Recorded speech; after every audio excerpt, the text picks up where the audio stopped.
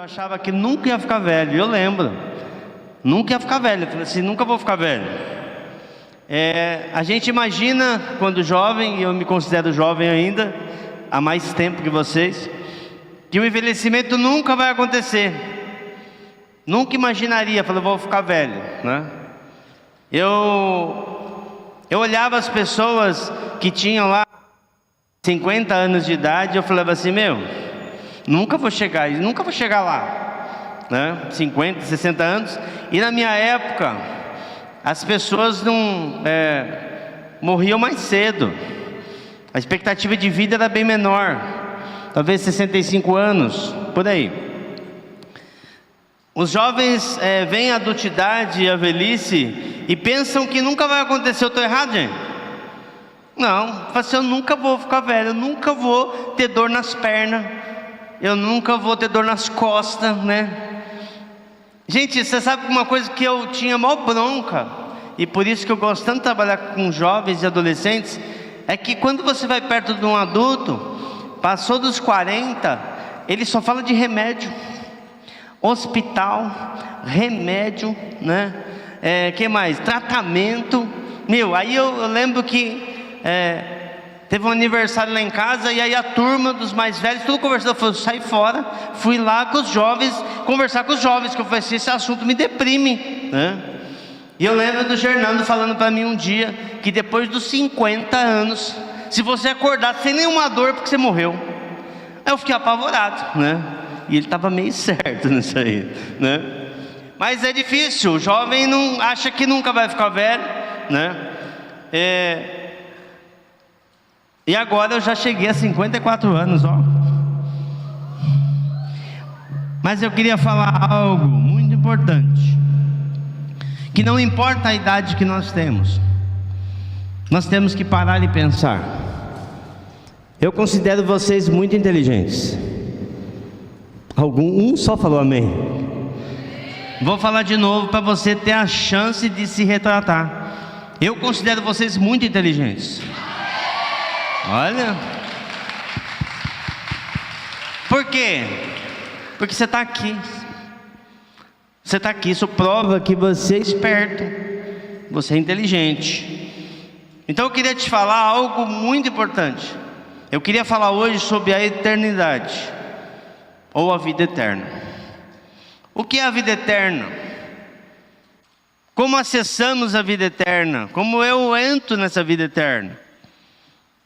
Quando a vida eterna começa? O que é esse negócio de vida eterna aí? Para isso nós vamos ler esse texto. Lucas 18, 18 a 30. Eu queria que você ficasse muito atento na leitura das Escrituras. Eu sei que aquela menina pode estar aqui hoje e você está totalmente apaixonado por ela, caído, e só pensa nisso. Deixa isso um pouco para lá, que daqui a pouco eu vou falar disso também. O menino que você, né, viu ele, né? Parece aquele comercial que você olha e se apaixonou, né?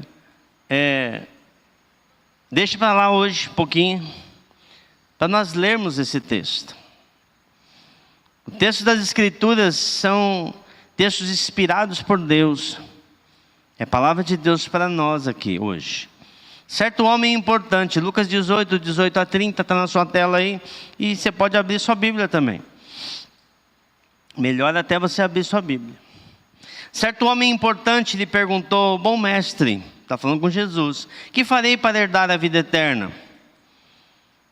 Por que você me chama de bom? Respondeu Jesus. Não há ninguém que seja bom a não ser somente Deus. Você conhece os mandamentos? Não adulterarás, não matarás, não furtarás, não darás falso testemunho, honra teu pai e tua mãe. A tudo isso tem obedecido desde a adolescência, disse ele. Ao ouvir isso, disse-lhe Jesus, falta ainda uma coisa. Falta ainda uma coisa. Venda tudo o que você possui e dê o dinheiro aos pobres, e você terá um tesouro nos céus. Depois venha e siga-me. Ouvindo isto, ele ficou triste, porque era muito rico, muito rico. Vendo-o entristecido, Jesus disse: como é difícil aos ricos entrar no reino de Deus. De fato é mais fácil passar um camelo pelo fundo de uma agulha do que um rico entrar no reino dos céus.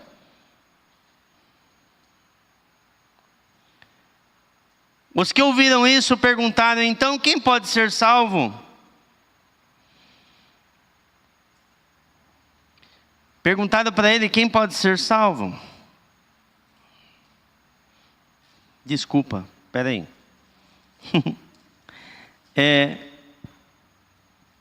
Jesus respondeu: o que é possível para os homens o que é impossível para os homens é possível para Deus. Pedro lhe disse: nós deixamos tudo o que tínhamos para seguir-te. Respondeu Jesus: digo a verdade, ninguém que tenha deixado casa, mulher, irmãos, pai ou filhos por causa do reino de Deus,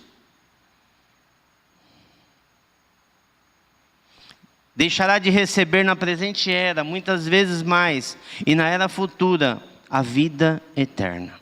Feche seus olhos. Eu queria que você fizesse a sua oração. Dissesse: Deus fala comigo. Deus fala comigo.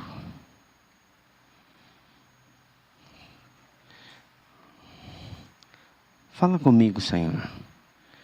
Quero ouvir a tua voz. Eu quero ouvir a tua voz. Te peço que o Senhor quebrante o meu coração nesse momento. Senhor, nesse momento, Senhor, eu desejo te ouvir. Eu desejo te ouvir. Em nome de Jesus. Amém. Amém. Deixa eu pedir para abaixar esse ar-condicionado aqui. Esse daqui. Obrigado. Obrigado, Ed. Está um frio aqui em cima. Era um governador. Fala que é um homem muito importante. Um chefe ali de Israel.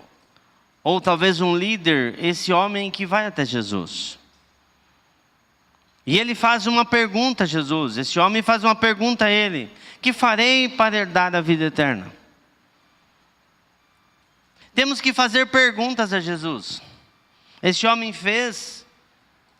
E nós também podemos fazer perguntas para Jesus.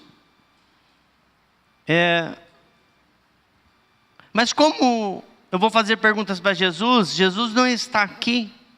Como eu posso fazer essas perguntas para Ele? Podemos sim fazer essas perguntas através da sua palavra.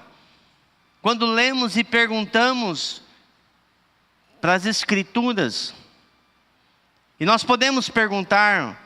O texto de João, capítulo 1, diz assim que no princípio era a palavra, e a palavra estava com Deus, e a palavra era Deus. No princípio era o verbo estava com Deus, e o verbo era Deus. Então Jesus e a sua palavra são só. Quando você pergunta algo para a palavra de Deus, você está perguntando para o próprio Jesus. E posso falar uma coisa incrível para você? Ele responde. Fala para a pessoa do lado, ele responde. Se você perguntar. É incrível isso. Nós podemos fazer perguntas para Ele. Podemos sim.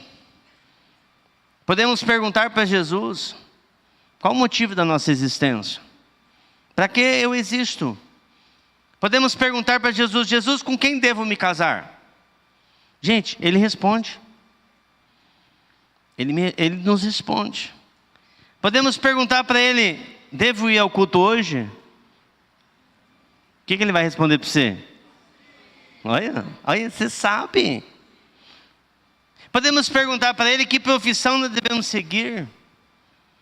Nós temos comunhão com Ele e Ele fala conosco. Toda vez que nós o buscamos. Diz que não há Deus igual ao nosso Deus. O livro de Isaías fala que trabalha para aqueles que nele esperam. Se você espera nele, crê nele, ele trabalha para você. Ele está trabalhando para você. Você pode perguntar para ele, será que eu tenho que perdoar? O que ele vai responder? Sim. Eu tenho que dividir o que eu tenho? O que ele vai responder? Sim, tenho que dividir. E vai falar por que isso? Eu tenho que ser paciente? Vai responder para você. Em todo o texto das Escrituras vai mostrar isso para você. Se você com sinceridade de coração buscar o Senhor, Ele te responde. Se você for perguntar, eu devo guardar o meu corpo para o meu casamento? O que Ele vai responder? Sim. Se você perguntar para as Escrituras e para Ele, eu posso matar uma pessoa? O que Ele vai falar? O que Ele vai falar? Não. Não matarás, está escrito no texto. Vamos ver quem é corajoso aqui. Quem já teve vontade de matar alguém? Tem uns que não tiveram coragem nem de levantar a mão.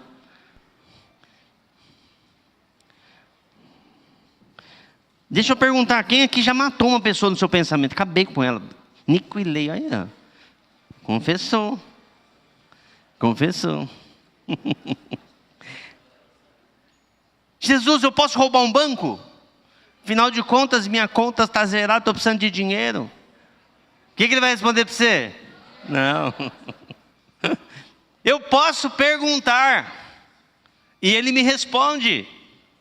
Eu posso perguntar tudo para Jesus. E esse homem foi, gente, eu não sei a condição dele. Muitos falam que ele foi todo cheio de si, eu honro. Talvez não, talvez com uma sinceridade no coração. O que posso fazer para herdar a vida eterna? Esse homem era muito importante, certo? Certo ou não? Está escrito no texto, tá ou não está? Um homem muito importante. E eu estou falando aqui para pessoas muito importantes aqui. Eu estou falando aqui para médicos, eu estou falando aqui para engenheiros, eu estou falando aqui para enfermeiros, eu estou falando aqui para fisioterapeutas, eu estou falando aqui para psicólogos, professores, advogados, eu estou falando aqui para delegados, eu estou falando aqui para governadores, eu estou falando aqui para CEOs, eu estou falando aqui para presidentes de empresas, eu estou falando aqui para programadores, eu estou falando para CEOs do lar. Eu estou falando aqui para pessoas muito importantes. Amém ou não?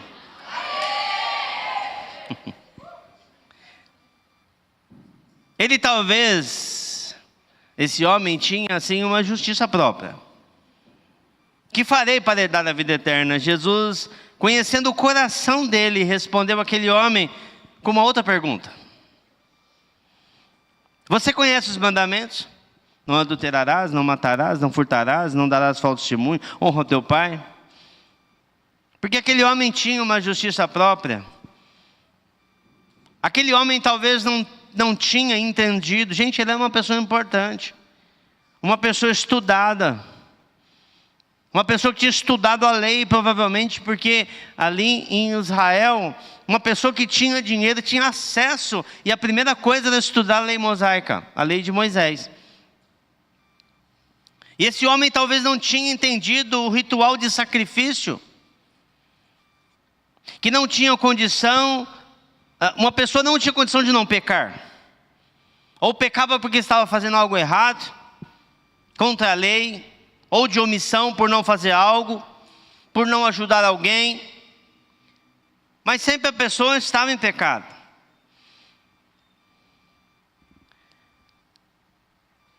Até pecado por não conhecer a lei. Que o homem levava um cordeiro no momento do sacrifício, sem manchas, não poderia estar doente, aquele cordeiro não podia ser coxo, não podia ter defeito nenhum para a oferta do pecado. Naquele momento o homem dava aquele animal para o sacerdote, e o sacerdote pegava aquele animalzinho tão bonitinho, fofinho, e aquele homem colocava suas mãos sobre a cabeça daquele animal, e o sacerdote já com aquele cutelo nas cordas vocais da ovelhinha, do cordeiro. E no momento que ele colocava a mão, aquele cordeiro era morto. O que simbolizava aqui todo o pecado dele? era transferido para aquele animal. Você entende isso quando você está estudando as Escrituras e diz assim que João Batista olha e vê Jesus vindo e fala: esse é o Cordeiro de Deus que tira o pecado do mundo. Não havia um justo sequer. Ninguém, por mais que ele seja correto em toda a lei, conseguia ficar sem pecado algum. Não tinha como. E esse homem, Jesus pergunta, ele pergunta para Jesus: o que farei para herdar a vida eterna? E Jesus falou assim: você está olhando todos os mandamentos? Estou. Então, por quê? Porque ele achava que se ele fizesse tudo direitinho, ia dar certo. E ele ia ser justificado. Mas precisava de algo mais. Precisava de algo mais. Faltava alguma coisa ainda, que esse homem não havia entendido ainda.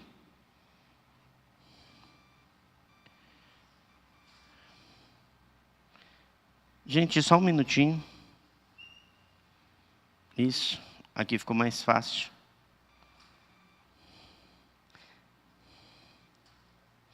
Faltava algo mais.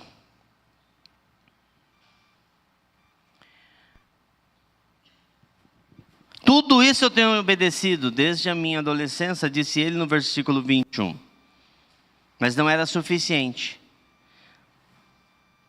Se aquele homem já tivesse alcançado a sua justiça, ele falaria: não vou precisar perguntar o que eu vou fazer para herdar a vida eterna.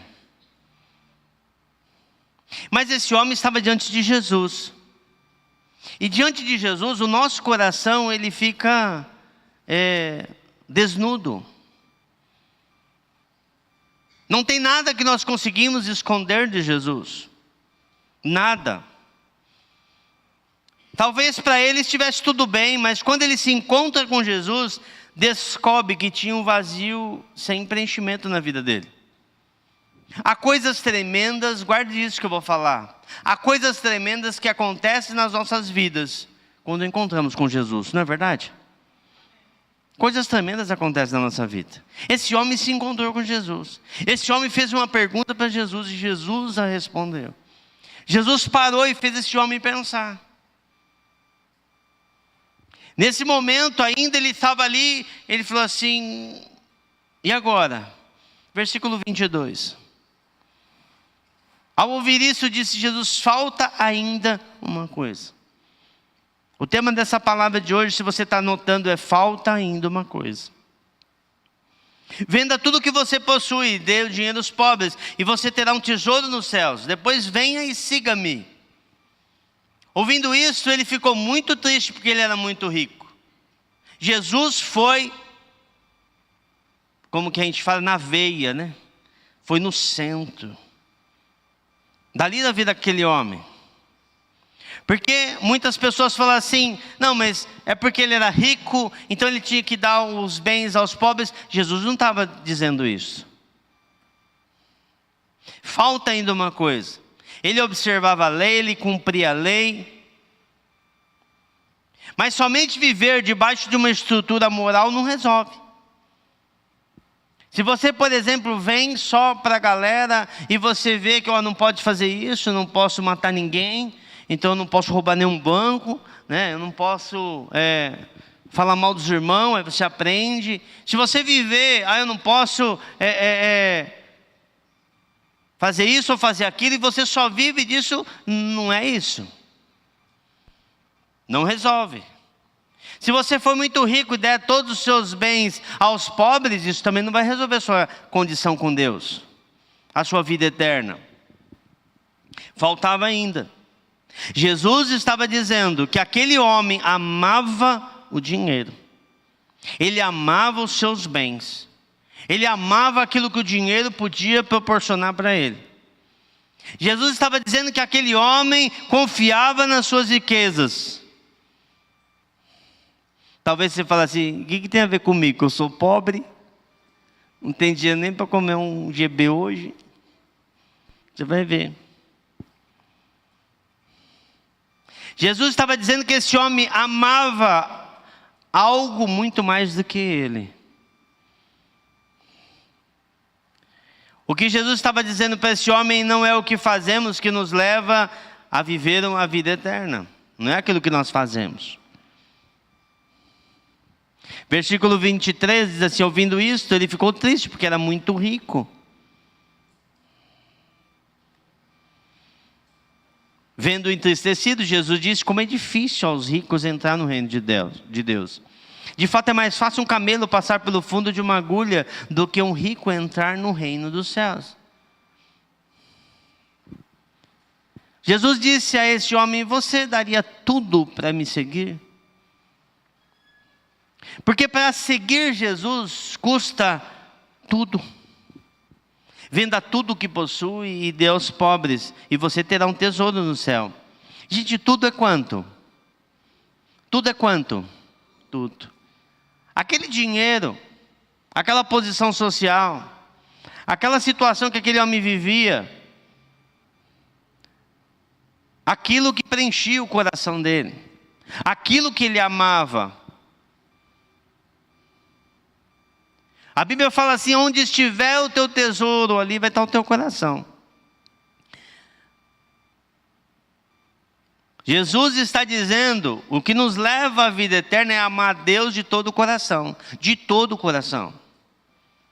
E reconhecer que Ele mandou seu Filho Jesus, o Cristo. Cristo não é o sobrenome de Jesus. Cristo significa o Messias, o enviado. Aquele que foi enviado para morrer pelos nossos pecados. Para morrer por nós na cruz, e o seu sangue nos purifica de todo o pecado. Venda tudo o que você tem, e você terá um tesouro no céu. Me permita responder essas perguntas que nós fizemos no começo do texto. Depois nós vamos voltar ao texto de novo. O que é a vida eterna? O que é a eternidade? Que talvez você, por sendo jovem, você não está no fim da sua vida, não está no começo da vida, 14, 15, 16 anos, 18 anos, e você: eu não quero pensar nisso agora. Vou viver minha vida de qualquer jeito, depois eu penso nesse negócio aí. O que é a eternidade? É algo sem começo e sem fim. Nunca termina. Você já parou para pensar quantos anos nós vivemos aqui na Terra? Quantos anos você vai viver? Já parou para pensar nesse mundo? Se der tudo certo para você, se não tiver nenhum acidente de trânsito, porque eu não sei se você sabe, que uma das maiores causas de morte no Brasil é acidente de trânsito. Teve gente sendo... Eu já vi um cara... Gente, num acidente de trânsito, o cara saindo para fora do carro, pulando para fora. Se não tiver nenhum afogamento na sua vida, nenhum acidente. Você sabe de uma história que uma águia pegou uma tartaruga e ela queria comer aquela tartaruga. A águia é enorme, ela pegou a tartaruga. E saiu voando com a tartaruga estava muito pesada, ela não aguentava mais. E ela falou assim: eu vou soltar essa tartaruga. Caiu na cabeça de uma pessoa, a pessoa morreu. Que trágico. Se nenhuma placa de cair sobre a sua cabeça, escuta aí, nenhum coco caiu na sua cabeça. Ah, que história é essa do coco? Gente, você sabia que as pessoas morrem mais porque um coco caiu na cabeça do que por um tubarão que mordeu a pessoa? Uma bala perdida. E tem bastante. No Rio de Janeiro, principalmente. Né? Um assalto inesperado. Talvez você nem reagiu. Aquele cara estava tão louco. Você leva o meu celular, mas aconteceu isso em São Paulo. Uma doença, sei lá. Talvez, se der tudo certo na sua vida e na minha, a gente viva até os 90 anos. Amém, não? Amém. E saudável. Amém. Há uma expectativa de vida dos brasileiros, do homem, 76,4 anos. É a média de expectativa de vida. Para as mulheres, 79,7. As mulheres vivem mais. É que os homens têm que trabalhar mais. Trabalha mais.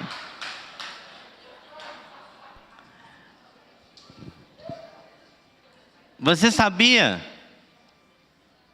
Brincadeira. É que os homens se cuidam menos. Esse que é o problema. Os homens não gostam de ir no médico, né, Marcelinho? Não gostam de ir no médico. Agora está aprendendo. É por causa disso. O que é isso perto da eternidade? Se uma média de 80 anos aí, o que é isso perto da eternidade?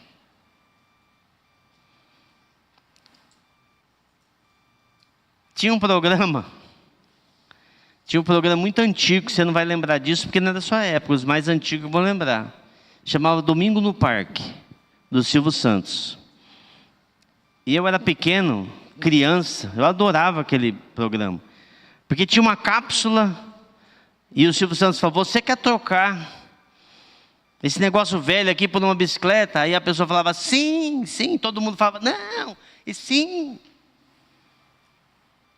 Talvez você esteja trocando 80 anos vivendo de qualquer jeito pela eternidade.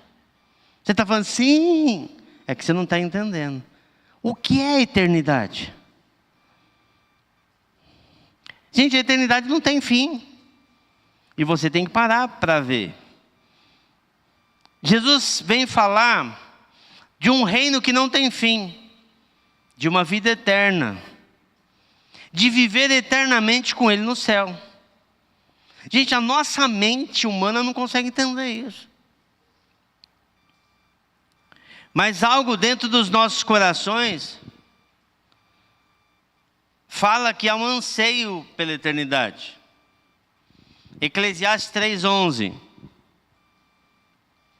Ele fez tudo apropriado ao seu tempo, também pôs no coração do homem o anseio pela eternidade. Mesmo assim, ele não consegue compreender inteiramente o que Deus fez. Jesus fala de uma vida eterna, mas ele também fala de uma condenação eterna. Não é só vida eterna, ele fala de uma condenação eterna. Abra comigo em Mateus 25, versículo 41. O contexto desse texto, Jesus está falando que vai ter um dia que vai ter um julgamento, que vai ter um dia que ele vai separar aquilo que é ovelha e aquilo que é bode. Vai colocar um à sua direita e uns à sua esquerda. E o texto de Mateus 25, 41 diz assim: então ele dirá aos que estiverem à sua esquerda: malditos aparte-se de mim para o fogo eterno, preparado para o diabo e seus anjos. Há um fogo eterno, há uma condenação eterna. Mas o texto fala aqui que foi preparado para quem? Para quem?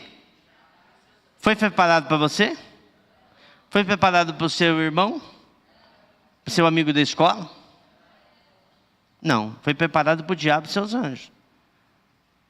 Só que muitos não receberam Jesus na sua vida.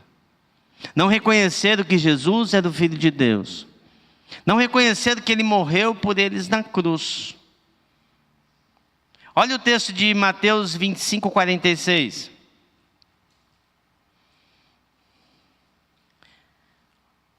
E estes irão para o castigo eterno, mas o justo para a vida eterna.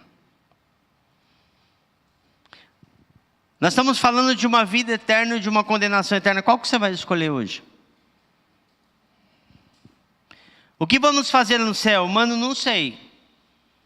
Eu só sei que a Bíblia fala que lá não vai ter lágrimas, lá não vai ter mais dor, ali vai ter a presença de Deus. Diz que não vai ter mais o sol, porque Ele é o sol, Ele vai iluminar tudo ali. Diz que vai ser um lugar incrível, que vamos conhecer a Deus e a Jesus. Agora deixa eu te perguntar uma coisa. Aí eu não sei como que é o céu.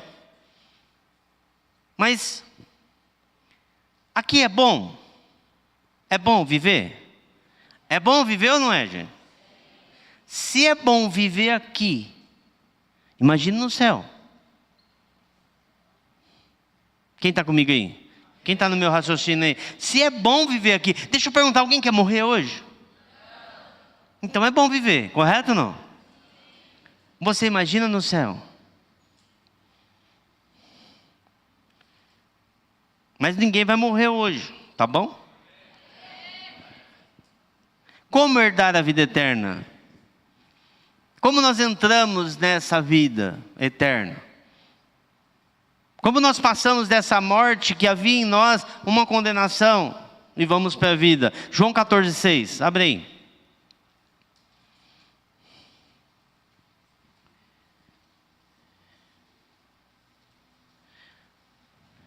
O que diz em João 14,6? Respondeu Jesus: eu sou a. Ninguém vem ao Pai a não ser. Pode uma pessoa falar assim: eu não quero saber de Jesus, e ele chegar até o Pai? Não. João 1, 11, 13.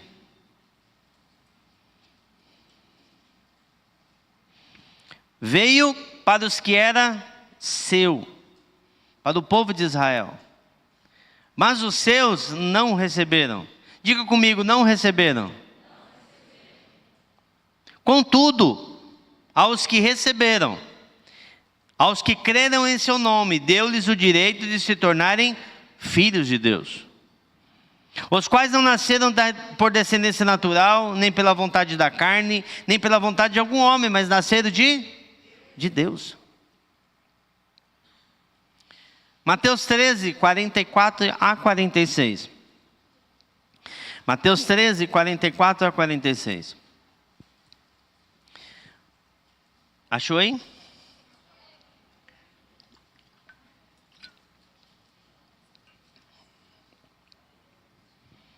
O reino dos céus é como um tesouro escondido num campo. Certo homem, tendo encontrado, escondeu de novo, e então, cheio de alegria, foi, vendeu tudo o que tinha e comprou aquele campo. O que esse homem fez? Vendeu tudo o que tinha. Ele viu um lugar, havia um tesouro, ele achou: eu preciso comprar esse lugar. Então ele foi lá e vendeu tudo que ele tinha.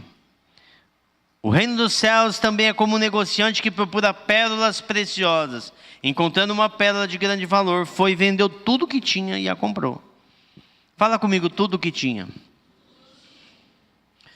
Em João capítulo 3, Jesus tem uma conversa com um homem, um mestre da lei, um fariseu, chamado Nicodemos.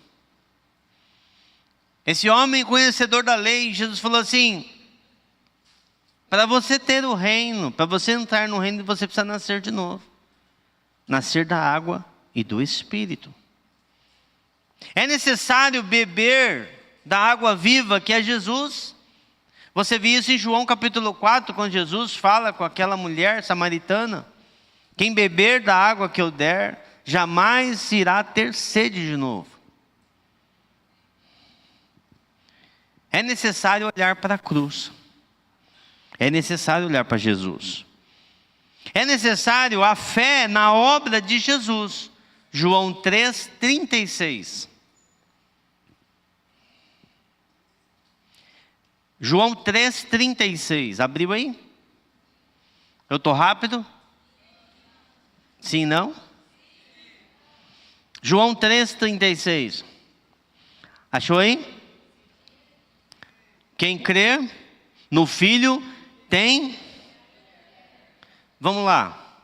Quem crer no Filho.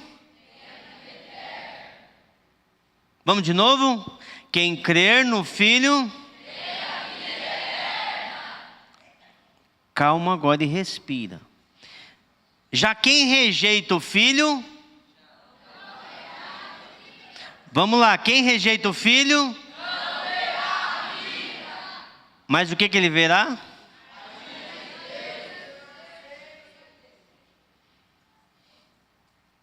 Quem crer.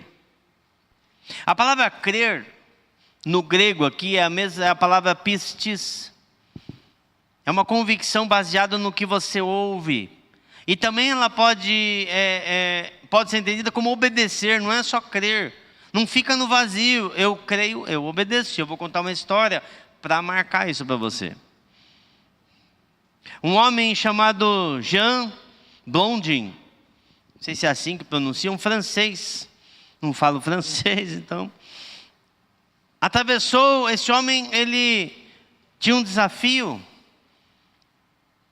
E o desafio dele é atravessar as cataratas do Niágara, do lado americano para o lado canadense. Ali num cabo de aço, estendido ali, e ele foi e voltou. O cara era tão bom e um prodígio na área de equilíbrio, que ele pegou um carrinho de mão. E pegou o carrinho, colocou terra de um peso aí de quase 60 quilos. Atravessou as cataratas do Niágara. Quem já viu a cataratas do Niágara? Já pesquisou lá? Gente, é mais de 60 metros de altura. Um prédio de 20 andares. E ele foi com o carrinho. Diz a história que ele fez até um omelete ali em cima. Não sei como ele fez isso.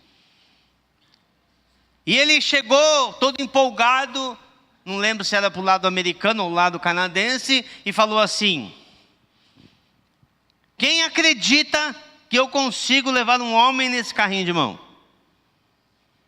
E todo mundo empolgado com aquilo. Eu acredito, todo mundo. E tinha um cara na frente. Ele falou: você acredita? Eu acredito. Então sobe no carrinho. O cara subiu? Não, vou embora. Você acredita mesmo que Deus cuida da sua vida? Você acredita que Ele é o Filho de Deus? Você acredita que Ele morreu por você na cruz? Então sobe no carrinho. Anda com Ele. Entrega tudo para Ele. Entrega o governo da sua vida para Ele. Entrega tudo para esse Deus que você confia. Não somente crer na mente, mas crer no coração, com sua vida. Crer em cada fase da sua vida. Crer nos seus estudos, na sua juventude, com as suas escolhas. Orando, buscando e tendo direção dEle para isso. Na maneira de viver na sua casa. Quando o bicho pega lá e o negócio está difícil, o que você faz? Você é manso, você é humilde ou você é aquele briguento? Quando nós falamos de crer e subir no carrinho, nós estamos falando de viver uma vida correta diante de Deus. Não só aqui dentro. Não só na mente, mas nas nossas ações. Porque se eu creio, eu obedeço. Na sua faculdade. Por que os cristãos vão para a faculdade e se desviam? Fala para mim. Me explica isso aí. Jovens vão para a faculdade e eu lembro que quando eu era criança, ainda falava, não pode ninguém ir para a faculdade, senão desvia. Que história é essa? Lá que você tem que ser um agente do reino de Deus naquele lugar, amém? Não? No seu relacionamento com o dinheiro, está falando que você crê? No seu relacionamento com a sua namorada, com o seu namorado, está falando que você crê em Deus e você a respeita? No seu relacionamento com o seu marido, muitas pessoas casadas, com a sua esposa, em toda a sua vida, você crê? Sabe por quê? Porque a amizade do mundo, ela é a inimizade com Deus. Tiago 4,4, está o texto aí. Tiago 4,4. O texto na NVI fala assim, adúlteros ou infiéis. Está falando de uma pessoa que não tem fidelidade com Deus. Você não sabe que a amizade com o mundo é inimizade com Deus? Quem quer ser amigo do mundo faz-se inimigo de Deus. Você quer ser inimigo de Deus? Mas se você se tornar amigo do mundo... Gente, eu posso falar uma coisa para você? O diabo o tempo todinho está querendo que você dê a mão para ele. E seja amigo do mundo. O tempo todinho. Quando você entra naquela conversa fiada, aquelas piadas com duplo sentido, e você ri das piadas. Ah, eu quero ser legal, gente. Cristão não é legal. Sabe por quê? Porque a primeira coisa que você fala para uma pessoa que fala, eu tenho um Deus. Não, só tem um Deus, o seu não é? É ou não é? Há um motivo de divisão. Se você fala que você ama Deus, se você fala que você crê em Deus, mostra com as suas obras, Tiago diz. Quem quiser ser amigo do mundo vai ser inimigo de Deus. Agora teve um cara que eu, assim, gosto muito de ler sobre ele e pregar sobre ele, é Abraão. Em Abraão 41, versículo 8.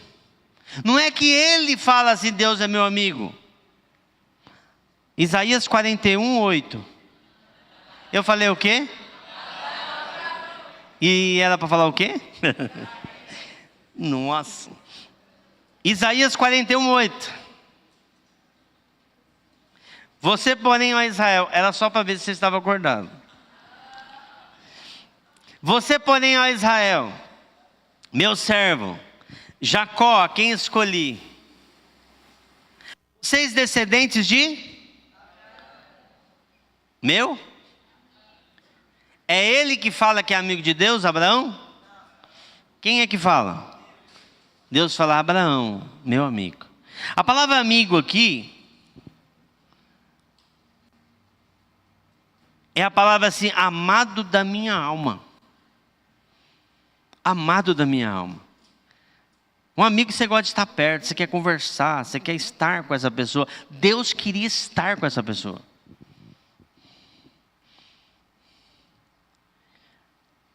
Você quer ser amigo de Deus? Odeie o pecado. Odeie o pecado. Não dá para você ser amigo de Deus amando o pecado. Sabe por quê? Porque toda vez que você peca, o Espírito Santo fala com você. Na sua cabeça. Né? Quando a vida eterna começa? A partir do momento que volto para Deus. Quando há uma entrega sincera de coração. De todo o meu ser para Deus. Quando percebo que há um antes e depois da minha vida. Há um antes daquele dia em diante. Eu tinha 17 anos de idade. Eu fui em um acampamento. Gente, eu estava perdido. Perdido. Mas Deus não estava perdido. Deus, Ele me encontrou. Eu entreguei minha vida para Ele. E eu lembro, eu já falei isso para vocês. De cada 10 palavras que eu falava, 7 era palavrão e palavra suja. No momento que eu saí daquele acampamento, o meu modo de falar mudou. O meu modo de pensar mudou. O meu modo de agir mudou.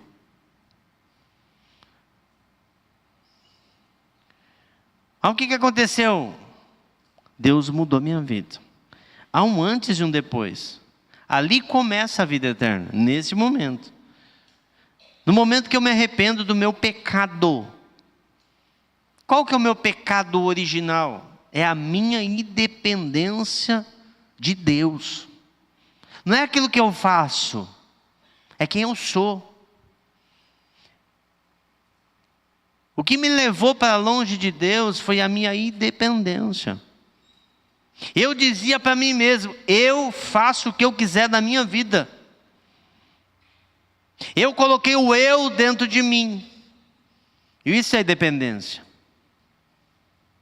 Quando Adão ali é tentado e Eva, a serpente chega para Eva e fala assim: se você comer dessa árvore, não é que você vai morrer, é que você vai ser igual a Deus.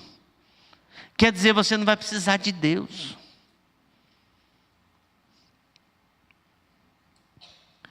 Quando eu me arrependo do meu pecado, da independência, e entrego a direção da minha vida a Ele, nesse momento eu passo a entrar na eternidade. Sermos jovens, nos possibilita a viver coisas extraordinárias com Deus. E eu fico pensando anos ali que eu perdi sem Deus, que poderia ter feito tantas coisas. Você sabia que a época mais fácil de você decorar textos bíblicos é agora? Na adolescência, na infância? Então por que você não decora textos bíblicos? Decora textos bíblicos. Sermos jovens nos possibilita viver coisas extraordinárias com Deus, como Daniel viveu. O cara foi jogado numa cova de leões, e leões famintos. E chegou lá, o leão estava dormindo.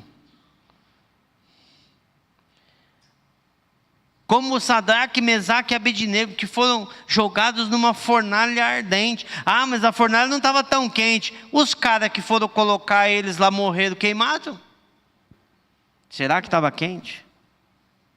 Mas a Bíblia fala que havia um quarto homem na fornalha, Jesus. Como Timóteo.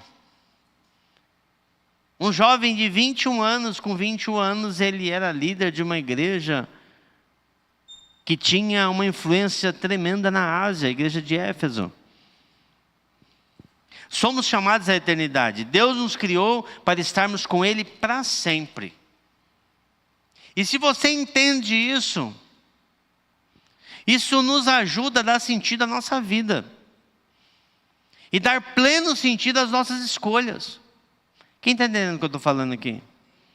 Você não vai fazer nada, você fala assim: não, peraí. O reino dele é eterno. Aqui as coisas são passageiras. Eu vou fazer de tudo para agradar o meu Deus. Porque eu não quero cancelar esse passaporte meu. Afinal de contas, esse homem fala assim: o que farei para herdar a vida eterna? A vida eterna é felicidade sem fim. É um preenchimento do amor divino que começa agora. No momento que você recebe Jesus na sua vida.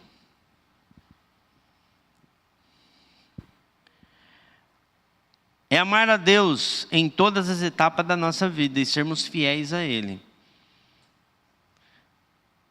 Lucas 18, do 26 a 30, diz assim: os que ouviram isso perguntaram: então quem pode ser salvo? Jesus respondeu: o que é impossível para os homens é possível para Deus. Pedro lhe disse: nós deixamos tudo o que tínhamos para te seguir. Jesus respondeu: digo a verdade. Ninguém que tenha deixado casa, mulher, irmãos, pai e filhos, por causa do reino de Deus, deixará de receber, na presente era, aqui, muitas vezes mais, e na era futura, a vida eterna. Se você deixar tudo por amor a Deus, você vai receber a vida eterna. Quem está entendendo? Você precisa olhar a história dos santos, dos homens e mulheres, que amaram a Deus, de todo o seu coração, e foram mortos, por não negar Jesus. Homens que foram cerrados ao meio, Homens que foram colocados em grelhas e a sua carne queimada. Homens que foram mortos à espada. Homens que foram torturados. Que pagaram o preço pelo Evangelho. E nós olhamos para a vida desses homens, desses mártires, e falamos, não posso negar Jesus. 2 Timóteo 4:8, Paulo falando para Timóteo diz assim: agora me está reservada a coroa da justiça, que o Senhor, justo juiz, me dará naquele dia, e não somente a mim, mas também a todos que amam a sua vinda. A coroa é o troféu de vencedor, que estava reservada. Agora eu vou voltar ao título da mensagem. Ao ouvir isso, disse-lhe Jesus, versículo 22, falta ainda uma coisa. Venda tudo que você possui, dê aos pobres, você terá um tesouro nos céus, pois venha e siga-me. Falta ainda uma coisa. O que falta para você? Ah, Lore, eu não tenho dinheiro não. Mas não é só o dinheiro que toma o lugar do nosso coração. É a independência. Eu faço o que eu quero da minha vida. Eu não preciso dar satisfação para ninguém.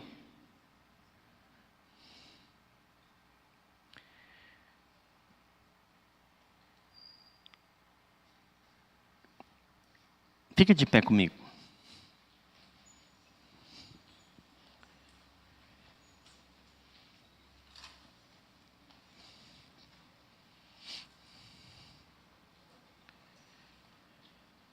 Não se distraia, por favor.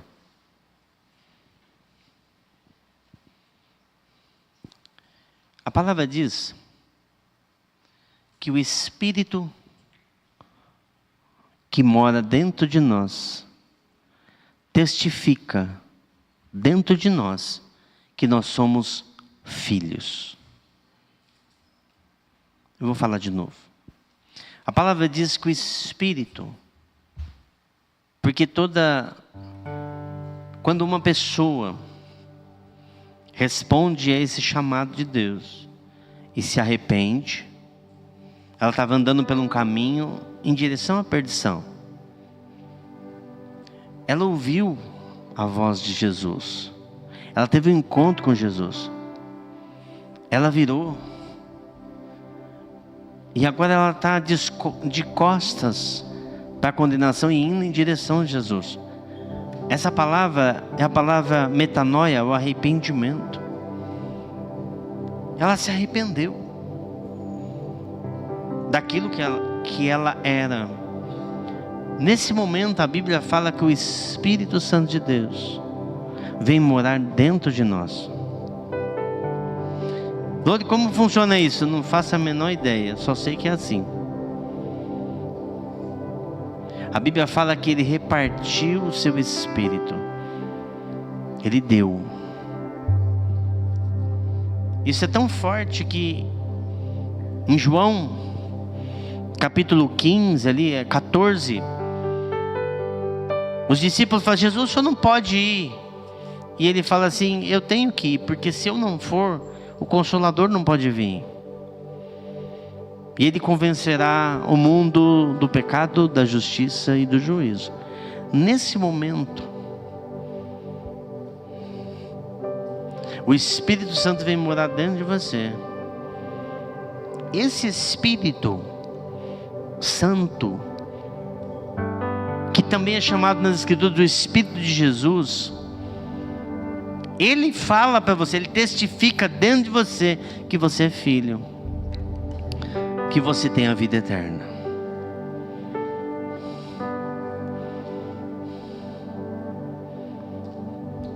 Eu vou fazer outra pergunta para você. Você tem certeza da sua salvação?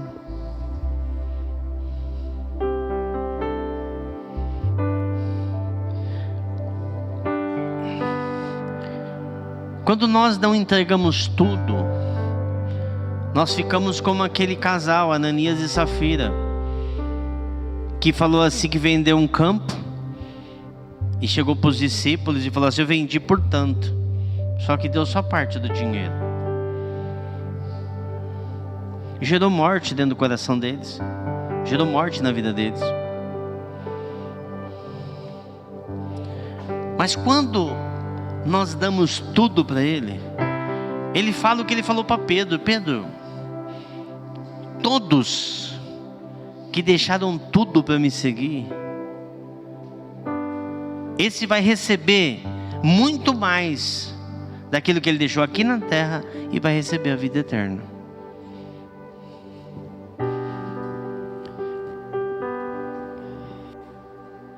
Pouco se fala do céu hoje. Pouco se fala de vida eterna hoje. Porque a pregação da igreja ficou assim: nós precisamos curtir a vida. Nós precisamos curtir a vida. Nós precisamos das bênçãos que Ele deu.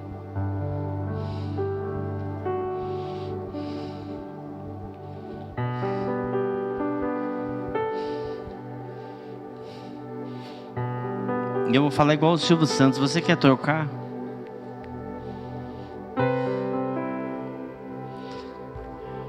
Um prazer momentâneo. Deixa eu te falar algo. Quando Deus fala com a gente e a gente não ouve, não atenta, não observa aquilo que Ele está dizendo, não corre em direção a Ele, o nosso coração vai ficando endurecido. A tal ponto que nas Escrituras, ali no livro de Romanos, fala que ficou tão insensível o coração que Deus os entregou aquelas paixões. Está escrito nas Escrituras: quando Deus falar com você, não endureça o teu coração.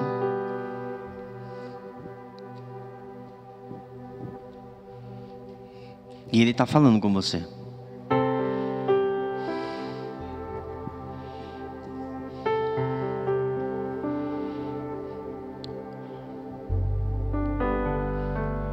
Você não tem... De repente você fala assim: Lore, isso aqui é uma palavra evangelística e eu já me converti. Mas tem muitos cristãos que estão esfriando seu coração e se tornando inimigos de Deus.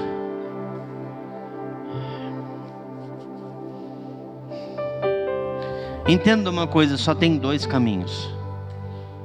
Quantos caminhos? 2.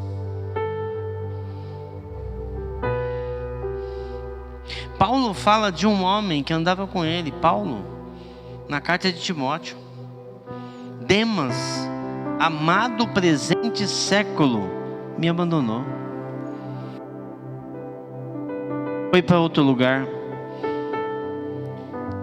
Amado presente século. Nós não sabemos o que aconteceu, que esse homem amou. O que ele amou? A igreja estava debaixo de uma perseguição terrível. E você está debaixo de perseguição. Ah, não tem ninguém querendo me matar.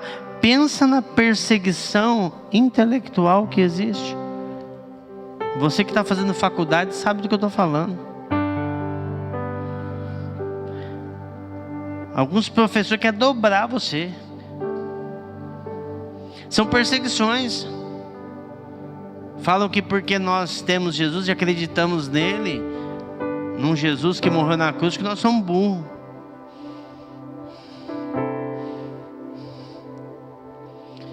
Você que tem Jesus, você sabe que Ele fala com você. Você sabe que Ele está vivo. Você sabe que Ele te responde. Você sabe que Ele é teu amigo. Amém? Feche seus olhos.